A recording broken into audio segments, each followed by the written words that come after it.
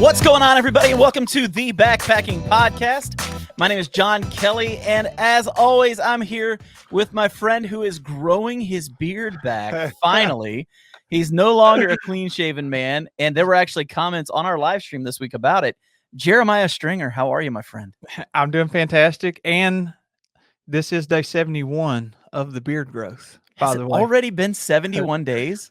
December the 1st, man. As of recording this episode, this is day 71, and I've been taking that picture every single day, except sometimes I do forget, and then I'll sneak in and take it in the afternoon the next day.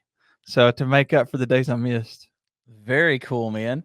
Yeah, looking good, man. I'm liking to see it back. It's like we're getting back to the way things should be.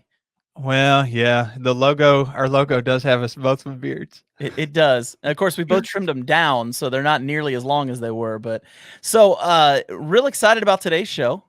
Really excited about today's show. We've got literally a backpacking superstar on the show today, and I'm really excited about this. This is something you and I've been talking about for months, wanting to get her on here. And so we're excited about that. But before we get into it, we need to talk just a little bit about our sponsor for the show, and that is Hilltop Packs. As we both know, Ben McMillan from Hilltop Packs is one of the greatest guys in the backpacking industry. He makes incredible gear out of Dyneema, and he custom prints them. You want to tell us a little bit about those, Jeremiah? Absolutely. And if you're watching on the YouTube channel, Backpacking Podcast on YouTube, you can see I'm holding his bread and butter, man. This is like, when you think Hilltop Packs, you think of customized food bag. I mean, people get their dogs. People like mine's my Instagram feed, my YouTube logo. You can get whatever you want on there. See, check out John's. You got your logo on there. You can get anything you imagine. You basically just go on his website, you upload it. And there are also, I don't want to say too much here, but I recently backpacked with Ben, and he was telling me about all the advancements that they're making toward customization, and it's about to get even better, if you can imagine. Yes, it is. Yes, it is. He makes some great gear, kind of like this chair sack, which I'm doubting our guest uses one of these because of the type of hiking she does. But he makes backpacks, stuff sacks. You make it out of Dyneema, he's probably making it. He's actually working with X-Pack now, which is kind of cool. So he's getting into other materials and things like that. He started making towels. He makes what he calls face blankets, which are basically your buffs. So he's making killer gear. And one of the best parts about Hilltop Packs is they are giving back to the backpacking community. They're big on Leave No Trace, and they are giving a percentage of every single sale to help with public lands. So really, really excited to have Hilltop Packs be our sponsor for this show. So with that said, Jeremiah, are you ready to talk with one of the baddest women in the history of backpacking? Yeah, she's a conqueror, bro. I mean, for those that don't know, I mean, she's an author. She's a big time backpacker, set the record, the FKT, self-supported on the PCT. Can we add to that? It was not the female FKT. This is just the FKT, and she beat it by 4 days. 4 days. This woman is crazy. No joke, and we are excited to have her on the show today. So I want to welcome to the show Miss Heather Anish Anderson. Did we pronounce that right? Yeah, Anish. Mm-hmm. Anish. Okay, very cool. Yeah. Very cool. I've heard it pronounced so many different ways, and I'm so glad you're on here so we can get the record straight on how that's supposed to be said. So yeah, I've heard it pronounced a lot of ways too. I'm sure you have. Can we actually start there and hear the origin story behind that name? Sure. Definitely would have chosen something a lot more simple had I known I was going to become trail famous. But so my very first thru hike was in 2003, and it was the Appalachian Trail. And it was the first time I had really done any real multi-day backpacking. I mean, it was really my first real backpacking trip of any kind. And I had no clue what I was doing. And up until that point in my life, I'd more or less just been a sedentary couch potato. And so I was definitely completely out of my element. But one of the things that I had done a lot in my teenage years with my mom was worked on our genealogy, and specifically on tracking down my dad's side of the family, which was really spread out. And we discovered along the way, like, this family, not exactly legend, but it was just known in the family that we had a Native American ancestor who was most likely Anishinaabe. And so when I was out on the Appalachian Trail, I, in my own little like 20-year-old head, suddenly felt very connected with this part of my heritage. And so I started calling myself Anish, for that. And so it was a very personal trail name that I chose specifically just for myself. And so it's very obscure and very personal, and leads to a lot of confusion nowadays when people are like, "What? What's your name?" But it's So, got way yeah. more meaning than most trail names do. So, It's 'cause true. It's true. I've heard many trail names that their meanings are Yeah. nowhere near as deep or as personal as that. So that's a Yeah. really awesome trail name. That's fantastic. Um, Yeah. so I just want to set the record straight. We talked about bringing you on the show months ago. We were trying to work through 2021 and decide who do we want to have on the podcast and everything. And your name came up, and we both just started doing our research. And the thing that stands out about you to me the most was something early on before you ever did your through hikes. And this is when you were in the Grand Canyon. You were hiking in flip flops. They fall apart. You wrap your feet in duct tape. The duct tape falls apart, and you hike the rest of the way out of the Grand Canyon on bloody stubs. You, like, when I read this, I was blown away. First off, I thought, I'm never messing with this woman because she will destroy me, because any human that can do that, I'm not messing with. But what in the world was going through your mind? A guy offered you boots and you told him no. I mean, what? Like, I know everybody else likes to talk about these huge through hikes, and there are a lot of through hikers out there, but there are not many people I've ever talked to who hiked out of the Grand Canyon on bloody stubs of feet. So you've got to tell me Yeah. what in the world was going through your mind during that. So definitely the recounting in my book, Thirst, is a little bit abbreviated from the whole story. They weren't really bloody stumps. Definitely they were worse for the wear when I got out, but they weren't exactly bloody stumps. But and they weren't flip flops. They were Velcro sandals. Like, they were like knockoff Oh, Walmart okay. Chacos. So they had some substance to them. So we'll start there. Like, it wasn't completely, idiotic. Just I slightly. wouldn't say But idiotic. I would say bad known mad mama. That's all. I'm like saying, like, I was so impressed reading that. So I'm sorry about yeah. that. Go ahead. Yeah, no, I guess, like, just the thing was, like I had said earlier, like, I was like a very sedentary couch potato. That summer when I was working at the Grand Canyon in college, that was the first time I ever um went hiking, really, like, for hiking's sake, and fell in love with it. And I was overweight and undertrained and no idea, what I was doing. And just, I'm very stubborn by nature, and I got it in my head that before the summer was over, I wanted to walk across the Grand Canyon. And I arranged somebody to pick me up at the north side, and I hiked down and camped and got up the next morning, and the shoes fell apart. And at that point, I was at the bottom of the canyon. And I mean, yeah, I was closer to where I had come from than I was the north rim, but not by a lot, maybe a couple miles. And to me, like, it was just, this was my only chance, and I was going to do it. And nothing was going to stop me. And so one way or the other, I was walking out of the Grand Canyon. I wasn't going to call for a helicopter. So, Yeah. I had an ankle brace, like one of the stretchy ones. So that went on one foot, and it got covered with duct tape. And then the other foot, just like, I duct taped the sandal to my foot. And yeah, of course, the duct tape and the brace and everything kind of disintegrated in the trek out. But the funny thing is, like, when I did get to that house, and the guy offered me, for those who don't know, there's a water pipe that runs across the Grand Canyon from the north to the south rim. That's where the south rim gets all of its water. It's this like 8 or 10 inch pipe. And I don't know if there's still somebody that lives down there, but back in the early 2000s, somebody lived in the canyon, and that was his job, was to monitor the pipe, take care of the pipe. So basically, I came to his house, and there's like a water spigot where you can like get water. And I was sitting there, and he came out and saw my feet and offered me boots. And like, this is the really funny part, because he offered me boots, and I said no because I was worried that they would hurt my feet. Wow, the irony.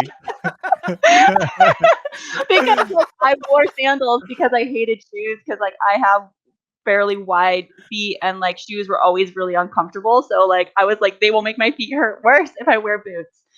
Um, so Wow. I chose not to wear, and also, I mean, there was a certain amount of pride there that I was just like, no, I've made it this far, and I'm, darn well going to make it out of the canyon without taking somebody else's shoes. Well, and So there was that too. you did. You made it, and Yeah, now you've got the did. best story ever because of it. So Yeah, yeah, That's insane. And I read that in your book.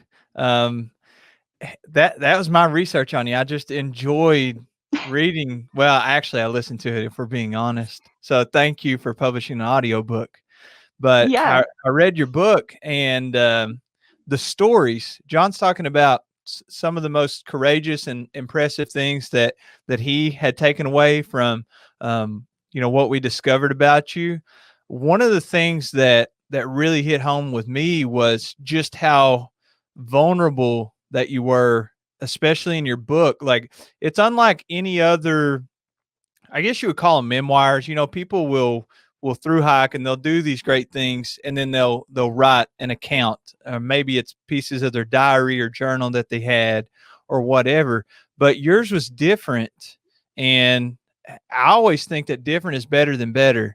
And it really hooked me, and how vulnerable you were, and actually going back and contrasting with what your life is like, or what it was like at the time of you trying this fastest known time versus how you grew up. I was just curious, what inspired that vulnerability to share some of those childhood stories and some of those experiences that you had went through?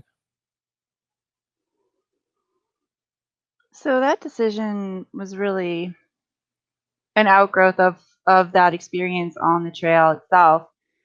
And when I was on the PCT, actually, I was 6 days before I finished. When I was at Snoqualmie Pass, which was the last cell phone reception, really, I made a post on my Facebook page, basically saying, and I think an abbreviated version of it is reposted in the book, in Thirst, and it says something along the lines of, at this point, if you've been following me, you probably think that I was a natural born athlete, but I wasn't, and that I grew up overweight and unathletic, and really, this is as far out of the water or out of the comfort zone as you can imagine for me. Hiking is the only thing that I loved, athletically ever in my life. And, I woke up that morning, I stayed at the hotel at Snoqualmie, and I woke up that morning and I just felt compelled to share that, because the reality is, like, there's a lot of people out there who crave the attention and the self-aggrandizement, whether it's in their own heads or it's in reality. And I knew that that wasn't why I was on the trail. I was on that trail to find something out about myself. And this journey has continued on through all the other stuff I've done since. But that was the beginning of the peeling of the layers, I guess, to reveal the fact that, as alone as I had felt a lot of times in my life and how different I had always felt, I knew that at the very core of that was the human experience, and that there were a lot of people out there who didn't necessarily believe in themselves because of what they had been told as a child or how they had lived prior. And I wanted to tell people that it doesn't matter what you've been told, it doesn't matter how afraid you are. What matters is what you want from life, and that you're brave enough to pursue it, and to pursue it with everything you have, because that was literally all I did. I mean, I shouldn't have been out there from a rational standpoint that year. I was injured, I was sick, I was undertrained, I had no idea what I was doing, and yet I succeeded because I was brave enough to continue to put one foot after the other, because I knew that I wanted to do this and that I had this dream of pushing myself this hard to find out what was possible. And that was why I did it. And so, of course, when it came time to write a book, write the story of that, there was the chance to actually continue to be open and vulnerable and share everything that didn't fit in Facebook posts while I was crushing 45 to 50-mile days, to tell the backstory of just how different I was and different I felt, and um, how it was a big thing for me. And, I've continued that. I don't know if you know, but I have another book coming out in a couple of weeks, and it's the story Oh, of my wow. AT fastest known time. And, that one was even harder to write because I'm even more vulnerable in that book. And I go really a lot deeper into the separation of what you're told about yourself and what you believe about yourself, and this form of imposter syndrome that I developed after setting my AT record or my PCT record. And yeah, I tell these stories not because I think that I'm a badass or that I want to yeah, I tell them because I know that at the heart of them, regardless of whether you're a hiker or not, there is the human story that everybody can relate to. And I feel like there's power in vulnerability and being human with other humans. Yeah. I Well, love it. how when you were doing the PCT through hike, when you were doing that, at Mhm. what point did you realize the ghost thing, that people were just like waiting for you to run by? Like they were just waiting to catch a glimpse of you. Like at what point did that ever hit you while you were hiking that, or when did it? Yeah, I figured that out I was alerted to it in the Sierra when I met somebody there, but and then obviously Scott Williamson himself came out and found me. But I didn't think of it much through Northern California, and it really wasn't until Oregon. And I think it was just because I was getting closer to home where I had more connections. And at that point too, I was well over halfway through this, and there was this, unbeknownst to me, this tsunami of attention online, on forums and stuff, following me up the trail, and it had reached pretty much epic proportions by the time I hit Oregon, and I had no idea, of course, any of this was happening. And I started meeting people almost on the daily that knew who I was when they saw me coming down the trail, or would ask me who I was, or I'd find notes stuck to trees. People didn't know exactly where I was, but they were which really annoyed me because then I had to pack out trash. I was like, well, somebody just stuck my name on a tree. Of course I have to carry this out, or whatever. And yeah, so it really was Oregon where I started realizing that people were I started realizing, but it wasn't until after I was done that I realized just the enormity of what had been happening online, unbeknownst to me. It wasn't my Facebook page. It was there were entire threads on hiking forums about Anish sightings, which I thought that was really bizarre. It was I was Sasquatch or something. And, so people were being I saw Anish at 3 p.m. at this milepost on the PCT. And then, of course, some people see that and they're like, oh, I'm going to go out, here and try to intercept her the next day or whatever. And so that it was really weird. Did you ever feel more pressure as a result of these social influences that you happen to be getting that were unbeknownst to you? And also, did it ever make you any more fearful of somebody who's intercepting you or trying to stop you or anything like that? It made me more fearful. It did not make me feel more pressured. There was nobody that could put more pressure on myself than myself.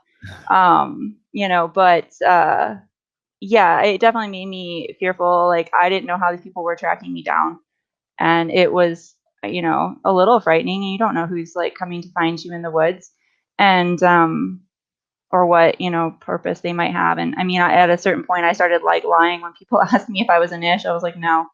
Oh, wow. Yeah. Because I just didn't want people to be, I mean, obviously some people recognized me. But the people that would just be like, are you a niche? I'd be like, nope, don't know who that is. So yeah, it was weird, and it did make me feel even more uncomfortable when I ran into people. It was also funny too. I mean, when I was near Timothy Lake, I think it's called, Timothy Lake. It was before Timothy Lake, but in Oregon. And I'm just hiking down the hill, and all I'm thinking about is I don't know, taking a snack break, and there's this Boy Scout troop coming up the hill toward me, and they literally just all stopped and started yelling, "There she is!" and like digging their cameras out of their packs, and they're all like taking pictures of me, like seriously, I felt like Princess Diana with the paparazzi, and I was just like trying to like hide by them, and they're like all taking pictures, and I was just like, this is really bizarre, like. That's Yeah. hilarious. So I'm Yeah. I'm a total gearhead. I love gear, and everything I read about you hiking on the PCT was that it looked like you had a day pack with you half the time. What pack were you using on that hike?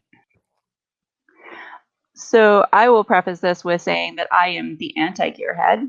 I don't care anything about gear, and and I would not recommend any of the gear that I carried on the PCT to anyone. So we'll start with that.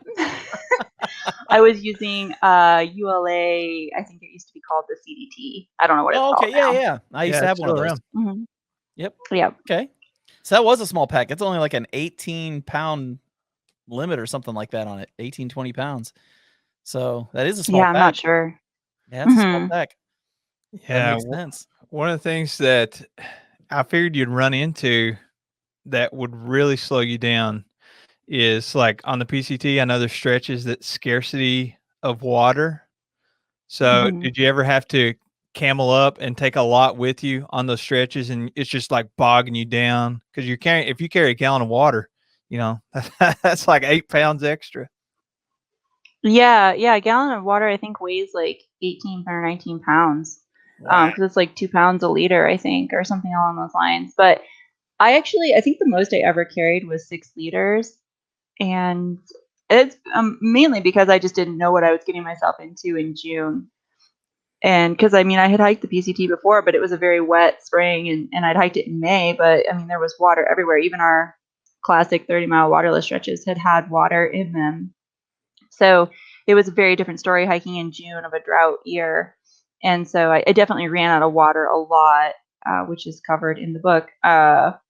And not necessarily just because like I didn't know what I was doing. It was more just because the water reports and things like that were outdated, and things that were listed as quote unquote perennial apparently do go dry, and I would have no way of knowing that if they're called a perennial source.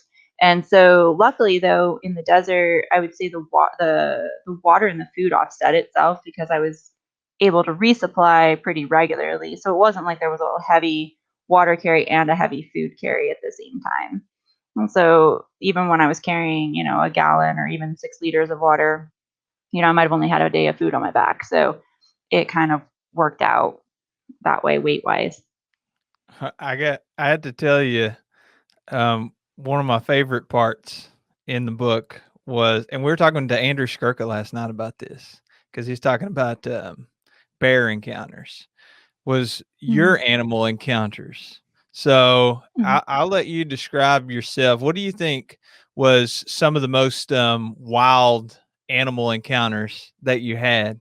I know one in particular that was absolutely insane that I read about. Yeah, definitely. I was nervous about animals going into the hike because I knew I would have to night hike a lot. And night hiking was really terrifying to me back then. I was absolutely petrified of hiking after dark because I had this like phobia of mountain lions. And any thru hiker out there has probably heard the term "the trail provides," and in a very twisted way, the trail provided me an opportunity to get over that fear on 4 separate occasions over the Wow. length of the trail. Uh, and yeah, one of the mountain lion encounters, or actually 2 of them, were actually pretty close up and very frightening.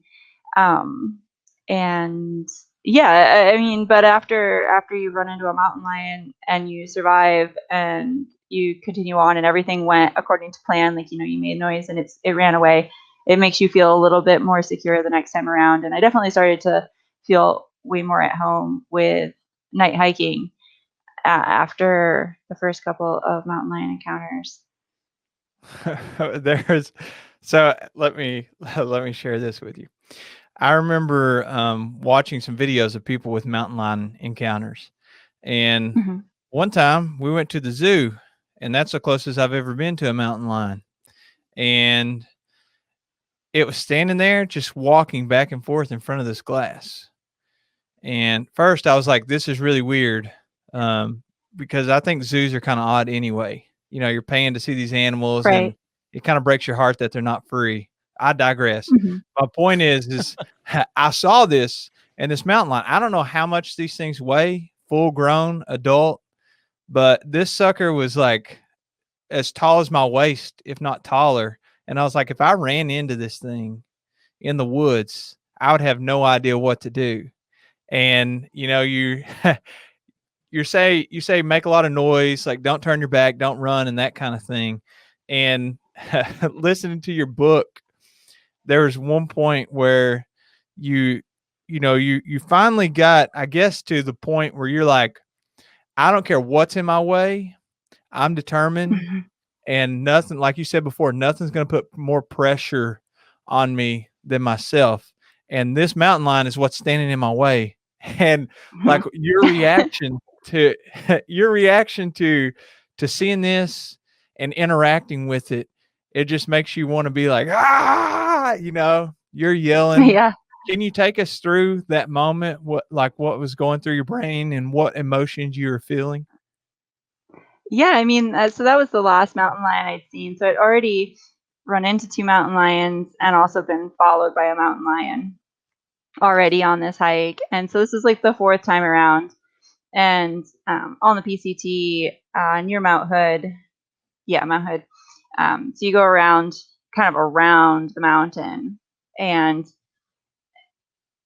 backing up a little bit from when I ran into the mountain lion. So you come up to Timberline, make this big climb up to Timberline, and then you kind of make this long winding descent all the way down to cross the Sandy River, which is this big glacial river. And then you have this another, like, around the mountain, and then this big climb up to another shoulder on the other side of the mountain. So I saw the mountain on this second shoulder, and it's very late at night. It's like 11 p.m. at this point. And so just prior to this, obviously, I have had to cross this glacial torrent. You know, the worst time to pass ford a glacial stream is in the evening, because it's when the water levels are the highest. It had been a hot day. It was like fording chocolate milk that was like thigh deep and full of boulders. And I'd almost gotten washed downstream. It was like very terrifying, and also like painful because it, like, you know, instant numbing of my legs, and, you know, all this. And so, like, I had just survived that. And, you know, I knew that this big climb was coming. And so, like, I get over to the base of the climb, and I'm still got adrenaline from this, like, near death experience in the river. And I, at this point, eat a caffeinated gel, yes, at like 10:30 at night, to get me up this climb. And then, you know, 20 minutes later, I run into a mountain lion. And so all of the adrenaline and the caffeine and the fatigue and the desire to just get to camp was just compounded. And, you know, it just, like, I just didn't care. I was like, okay, I will physically remove this mountain lion from my way if I have to. And I just, like, ran at it, like, screaming, you know, at the top of my lungs. And I mean, it was gone in like a second. Like, there was, like, the interaction was so fast, because I mean, this crazed woman just, like, screaming at it and, like, charging it full bore. I mean, no wonder it was gone. another story as to why I would never mess with you. I will never ever mess with you. It Yeah. just blows my mind. That's crazy. Yeah. So, I mean, yeah, afterwards I was kind of like, well, that wasn't very smart, but I don't know. You know, and I don't even know if I talk about it in the book, but the really funny thing is like, so I still have to finish climbing up the mountain basically after this. And, like, the forest was deathly silent after this, because, you know, the screaming woman just came through. But then, like, every so often you'd hear a stick crack. And of course, every time the stick cracked, I would, like, turn and, like, yell in that direction, because now I've got even more adrenaline coursing through my body. And at the very top of the climb, I knew there was a campsite. It was where I planned to camp. And I get there right before midnight, and there's a tent there. And there's no way those people did not hear me, like, screaming. And, like, it wasn't even screaming, I have to admit. It was roaring. Like, I was roaring like a lion all the way up the mountain. And so, like, I camped, like, I don't know, 15 yards away, like a really crappy camp. And I just remember crawling into my tent. And, like, at that point, as, like, the adrenaline was ebbing off, I just started laughing uncontrollably, because I was like, I can only imagine the conversation that was in that tent. Like there, like some sort of like crazed Sasquatch is coming up the trail. You know, like, what is outside our tent? I was like surprised that there was not a light on, because if I had been sleeping and hearing me coming up the trail, like I would have been just like, what is happening out there? If they had so any yeah, pocket knives or anything on them, they were probably holding on to and protecting themselves just in case they weren't sure who was coming up the hill. right.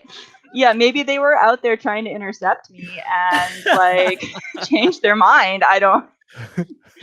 Yeah. That's funny. Let me ask you this. So one of my favorite things about backpacking is the social interactions that I get to have. And that's really what hooked me. You know, my very first trip, I got to meet these thru hikers on the AT. And I was just doing this little section. I'd never even heard of backpacking before this trip. And they gave me a trail name. I went in and they took I guess it was a Nero for them, but I hiked with them for a few days, this kind of group, this little bubble. And then we went into Gatlinburg, Tennessee, which I'm from Kentucky. So that's like, we go there on the weekends sometimes just for fun because it's so close. So I kind of showed them around town and that kind of stuff. And that really hooked me. I know you said that you had thru hiked the PCT before your FKT. Since I know PCT is like less social interaction than the AT, right? But did you miss any of that as you were doing your FKT attempt and you were just like a blur down the trail, or were you kind of okay with it since you've already kind of lived through that part of the trail experience? It's a little mixed. I would say my very first thru hike I was solo, and then my first PCT I hiked with a partner. And I much prefer hiking solo. I'm extremely introverted, and so to me, like the social aspect of the trail is fun, but it's not why I'm out there. And I've never been part of a group or anything like that. Like I like to kind of see people and interact, and so I felt like sort of sad that I couldn't have more than like a few minute conversation with people, because like on my other hikes, you know, you see somebody and then you're probably gonna see them again a few days later. You know, you might hopscotch with them for a couple of days or something like that. And so like knowing that like no one I saw on the PCT was like going to see for more than just like that brief moment, it was like that was a little sad, especially as time went on. You know, there was definitely time where I was like, wow, I really would like to have some company right now, especially like the monotony of Northern California and Oregon and stuff. And there were a few people that did hike with me. There was one person that hiked with me for a couple of days, and then they were just like, I'm done with this. And then there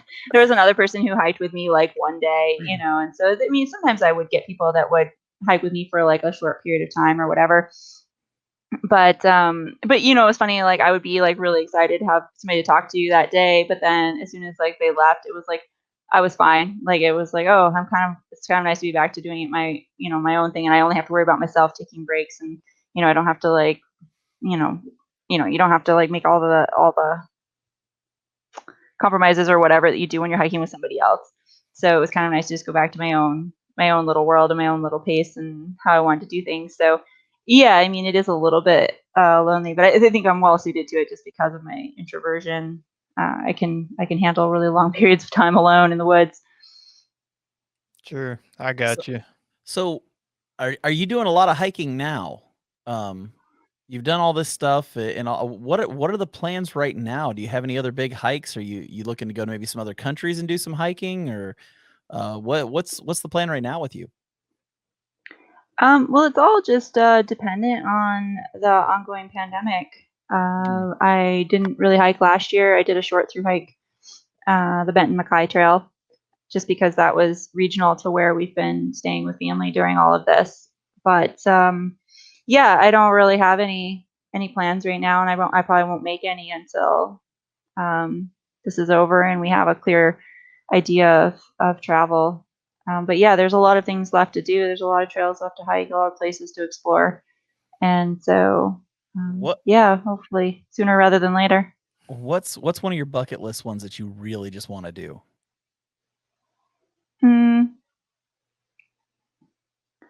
There's a lot of things it's really hard to narrow down because I'm also very opportunistic. Well, you can I'm name like, well, whatever if you want to. That's fine. Whatever works out is what I'm going to do. But you know, as far as like in the U.S., I definitely want to do There's a couple of routes out west that I would like to do. One's like a brand new route in the Great Basin of Nevada.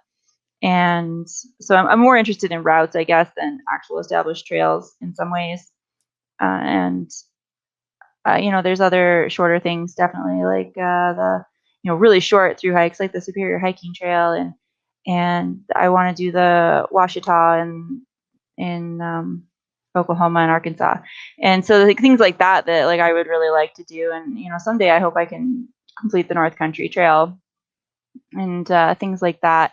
But definitely in the United States, I feel like our premier backpacking trails, like I've done them multiple times, most of them. So it's like now I'm more focused on like routes and also just like climbing mountains or coming up with like kind of my own things to do. But internationally, I think I'm more interested in travel and doing like hiking that's not continuous. Like probably the top of my list internationally would be to go to Scotland. I have a lot of family heritage there. I have relatives there, and so I'd really like to go there and climb the Munros and do some just like long treks through the Highlands and things like that. So if I had to pick like one place to go tomorrow, because tomorrow wouldn't be good. This is February, but if I had to pick one place to go, like first place, like it would probably be Scotland. That's great. That's awesome. Beautiful. My wife and I, before like the pandemic started, this is before it even existed, man, I was so dead set on doing the Camino de Santiago. And where I'm a teacher, we have summer off, which summer in Spain isn't super great, but you do what you can while you can. But Right. I don't know now when we're going to be able to do it. Everything's just kind of up in the air, But yeah. there's so many things. This is one of my complaints. Sometimes some of my friends will go on trips, and oftentimes, they can't get away for the whole weekend, or they have a family, or they don't like, I'll get spring break off or something. And so I can plan out a trip that is farther away geographically for me. And then oftentimes they'll go to some of the same spots, and I'm like, man, there's so many trails. I'm just torn, I have to work, I have to make money, but there's so many trails I can do. It's hard to pick. And it's actually pretty impressive, you doing some of these same larger trails, but they're different experiences, like hiking the AT versus trying to set an FKT on the AT versus going out west, hiking the PCT, and then setting an FKT on that. So I am curious, whenever you're initially hiking these trails, what are some of the things that inspired you or helped you make the decisions on, hey, I've hiked the PCT, I think I'm going to do this FKT, or, you're coming out, what's the name of your new book? The new book is called Mud, Rocks, Blazes, Letting Go on the Appalachian Trail. So how do you make these decisions, with all these trails of what you're doing next, and what inspires that? Yeah, so kind of like I said earlier, like I'm very opportunistic, and the fact that I've completed the Triple Crown 3 times, it was completely organic and unplanned. When I started hiking the AT the first time, I didn't even know of the existence of the PCT and the CDT. I didn't find out about those trails till I was probably somewhere in Virginia. And as soon as I heard about them, I was like, wow, you mean there's more trails like this? Like, okay, well, I'm definitely going to hike those because I was just so in love with the AT. And obviously, those trails are nothing like the AT, but other than being long. But, I love them very much too, just because I like walking for months on end. And so, when I finished the Triple Crown in 2006, I was definitely like a one and done. Like, you don't do the Triple Crown more than once.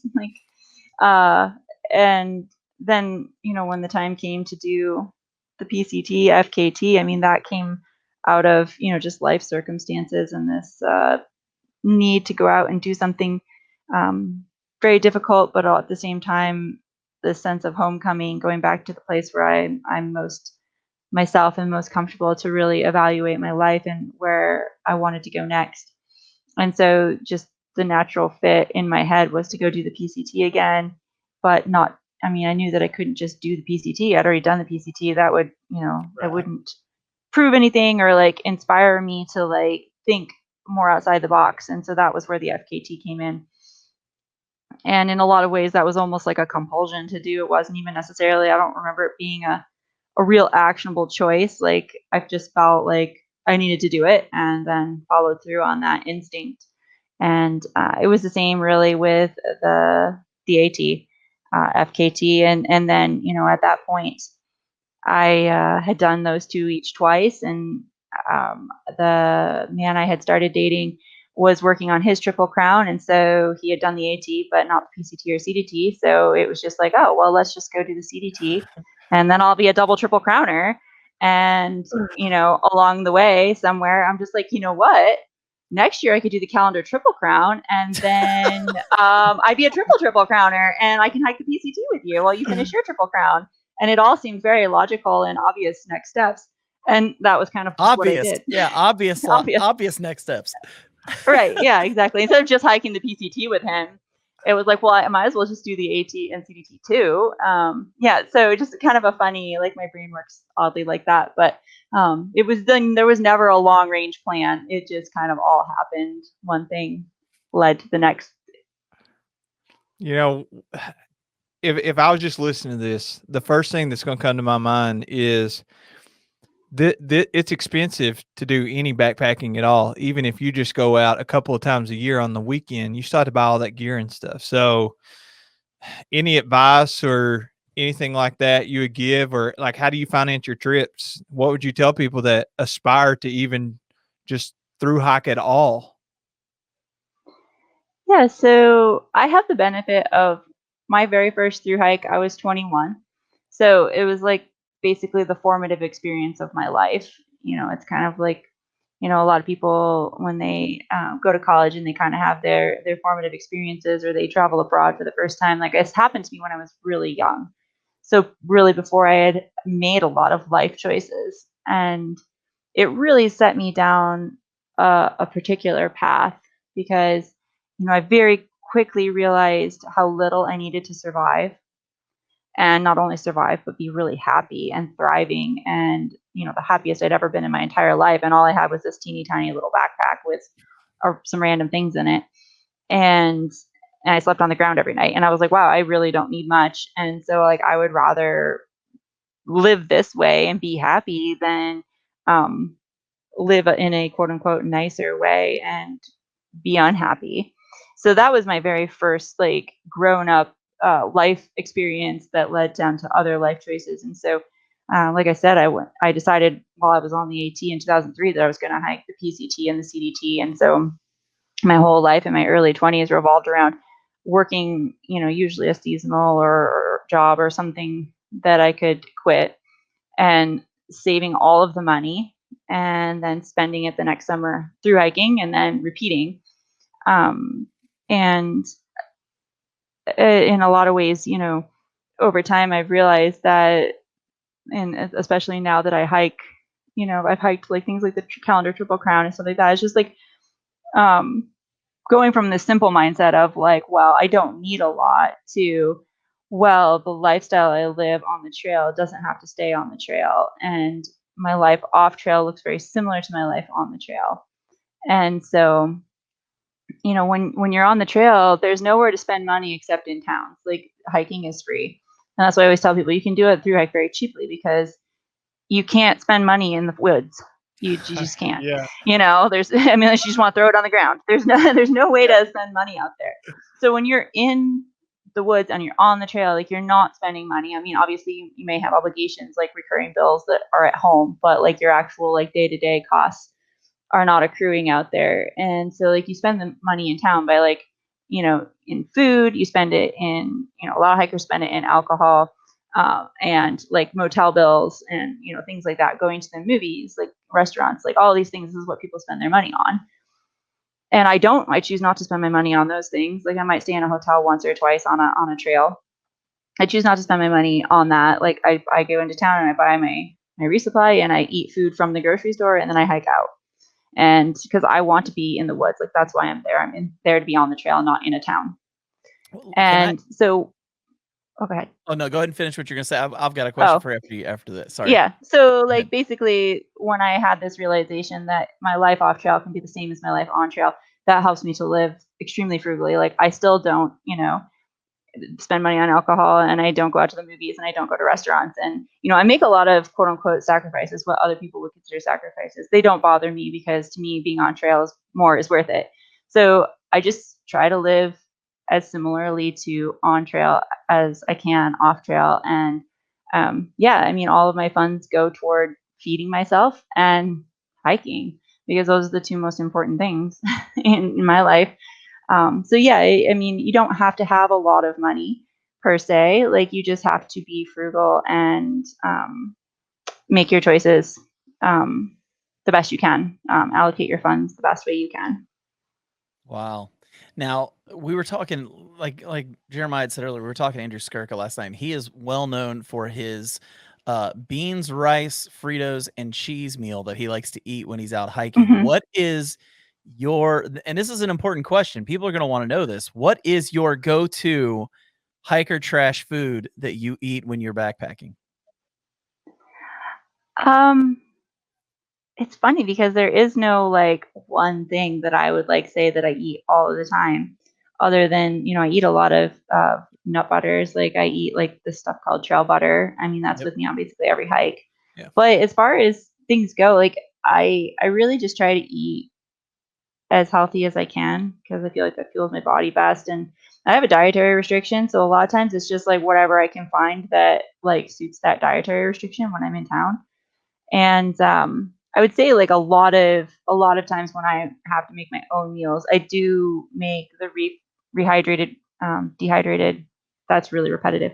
The beans, I eat those, but I don't eat them with Fritos. I just eat them either by themselves, or sometimes I'll pack out avocados or cheese to eat with them. Sometimes tortillas or something like that. So that's kind of like my simple meal that's cheap and easy to do.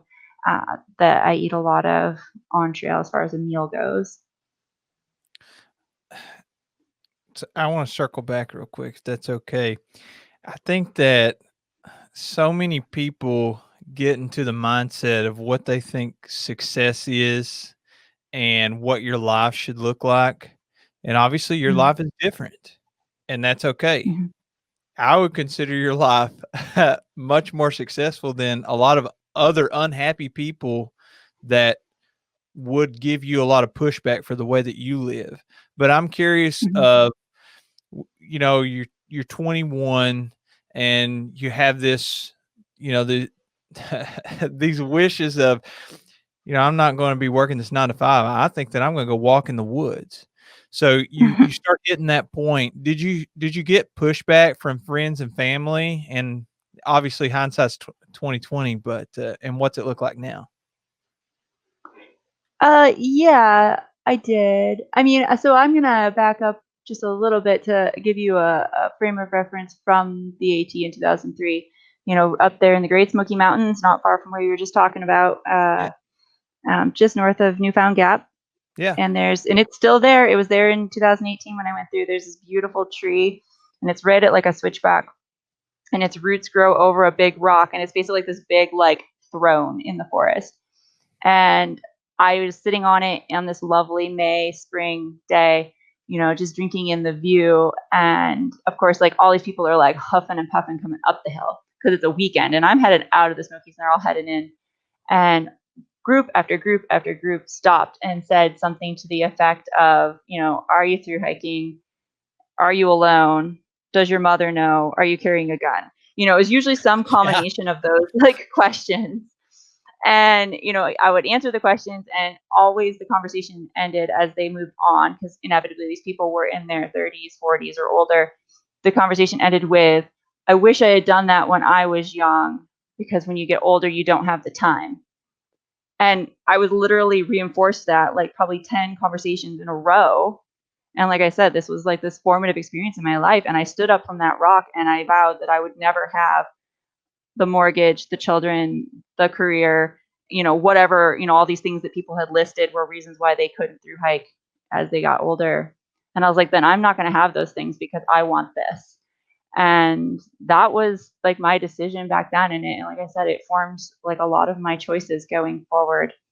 And as far as pushback, I definitely got a lot of pushback from my family, and even still to this day, uh, for making life choices that are different. But at a certain point, I think that they came to accept what I did because they could see that I was happy, and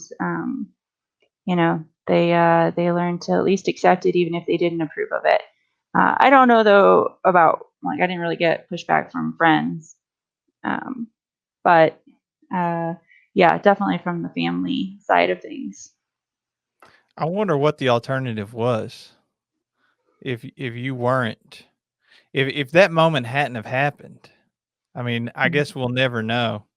But if there Right. was something that you were working toward, like I went to school and got a math degree, was there hmm anything like that before you had that moment? Yeah. I don't go into this a lot, but I had gone to school. I got a religious studies degree, and my goal was to become a translational missionary, translating languages. And I was hoping to go to Mongolia. Oh wow. So that was what I had determined was my life mission. And instead, I went to the AT and completely did a different type of. So I mean, I guess like I was already signing up for a life of minimalism and hardship. So I already knew that was what I wanted from life. I didn't want riches or luxury or anything like that. Um, so yeah, I guess like I found my calling on the AT instead.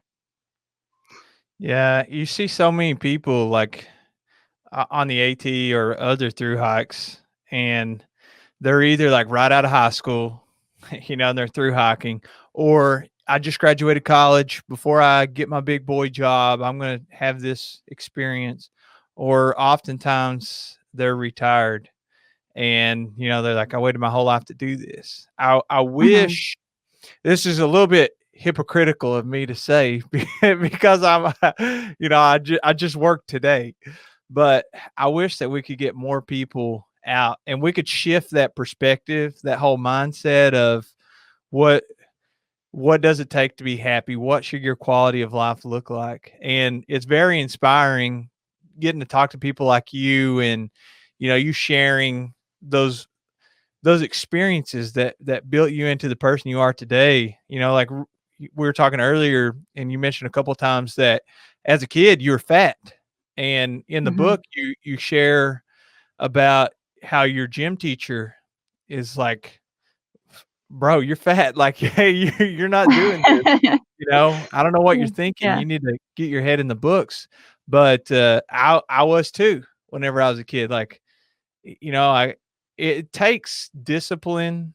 Motivation goes away. It takes discipline, and it takes people like you that we can look up to and aspire to be like. So I just want to say thanks for being that person. I look forward to reading your next book too about the AT. Can you tell us a little bit Yeah. about it? Yeah, I'm really excited about this book. It's a little bit of trepidation because anytime you're sharing really personal stuff, it's a little scary. But so basically, if you read Thirst, which I know you guys did, I don't know if people in the audience have, but basically it ends with me finishing that hike, and it goes a little bit into like the post hike depression afterward, which is really common with through hikers. But so this book, Mud Rocks Blazes, picks up basically at that point of, so I've set this record. I've had this tremendous paradigm shift in like how I view myself and how others view me. But like I mentioned earlier, kind of almost because I had such problems with self esteem due to like things like when I was growing up, and I have this like incredibly intense bout of what's called imposter syndrome, where you don't believe that you're worthy of the thing that you have achieved, or that you're not valid, and that at some point people are going to find out that you don't belong. And it's like apparently a very common psychological condition that happens to, especially to high achieving women, but to all kinds of people in all kinds of different industries and aspects. But anyway, so like basically this book is about my AT record and why I hiked it. I hiked it to deal with that issue and to once and for all come to terms with myself as myself, because one of the themes of thirst, it's not about actually the journey, not about the hiking story. The personal story there is this self-acceptance. And I definitely learned self-acceptance on the PCT, but then it was like, well, what do I do with the fact that, well, okay, I can accept that I'm a hiker, that I love being out, and that I love being out in the woods more than anything else, and that this is what makes me happy, and that I'm different. I can accept that, but then what does that mean for what I do with it? And so the subtext of the Mud Rocks Blazes is very much, learning what I'm going to do with it as I go out and set the AT FKT in 2015. Wow. That's incredible. That's gonna be fun to read. I'm really looking forward to that now. I had no idea you had a new book coming out, so that's got me kind of excited. We've got just a few minutes left, and one of the things that we really like to do is to have our guests have the opportunity to just share anything you want to share as far as ways that people can find you online or connect with you. Any way that they can, if there's social media platforms, if there's a blog that you have, anything like that, feel free just to kind of share any of those avenues with us right now. Yeah, so I am on social media, and really the primary social media platform I use is Instagram. But I do also have a Twitter and a Facebook. It just generally is just the stuff that gets cross-posted from Instagram. So if you want to really interact with me and stuff like that, Instagram is where to go.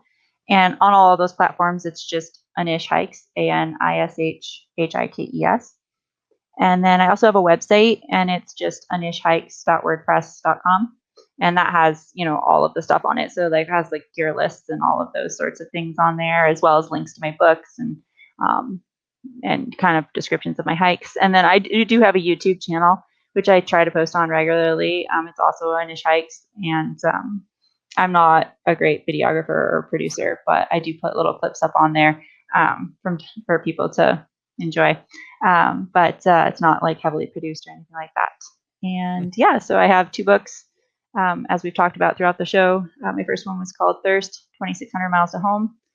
And that's available anywhere you buy books, or you can get autographed copies direct from me. And Mud Rocks Blazes is coming out March 1st. And so you can pre-order autographed copies from me right now, or as of March 1st, you should be able to get it anywhere you buy your books. They all will have ebooks and audiobooks available. And the direct from me copies are linked on my website, or I think it's just anishhikes.square.site or something like that. But you can just go to my website and you can find them there. Oh, that's great. Is the main way that people can help support you and what you do is to purchase the books, or do you have other avenues that people feel compelled to support you? How can they do that? Yeah, so I make my living as an author and a public speaker. So purchasing the book directly from me or from my publisher, Mountaineers Books, is the best way to support me. And unless you want to book me to speak at an event, that's another great way to support me. But we're not having events right now, so buying the book right now is the best way. I got Awesome. Well, thank you so much for being on here. This has been a lot of fun. It's been great chatting with Yeah, you. you're welcome. And Thanks for having me on here. we're definitely going to both be picking that book up. I can promise you that. Oh yeah. I'm definitely going to promise you that. And once COVID ends, I can't wait to see where you end up hiking next. I'll definitely be I'm looking looking for forward to that. Awesome. Yeah, I've had a pleasure too. Thank you. Thank you so much for coming on the show and sharing those experiences and everything you're doing just in general. And like I said, giving people somebody that they can look up to and see, hey, she did it. Why not me? And as a father of a little girl, thank you for being such a good example of don't let your gender hold you back from accomplishing things that even other men can't accomplish. The fact that you didn't go out to set the women's FKT, you went out to set the FKT and you blew it out the water. That is, I as a dad of a little girl, I really appreciate that. So thank you for being such a good, just a good influence on kids in that way. Yeah, I'm happy to. I think that we limit ourselves a lot, and that's the number one thing I hope that people can take away from listening to me or reading my books is that the limitations are usually things we place on ourselves. And if you take away your own limitations, you'll be surprised at what you can achieve. Absolutely. Amen. Well, close us Absolutely. out, John. All right. Well, thank you so much for everybody listening in today. We're so appreciative of Heather for being here. Anish, that was just incredible. And we will see you guys in the next week. We've got a killer live stream coming up real soon. But by the time you listen to this, it'll already be over. So we're not going to worry about that. Jeremiah, let's have a good one, buddy. We'll talk to you later. Adios.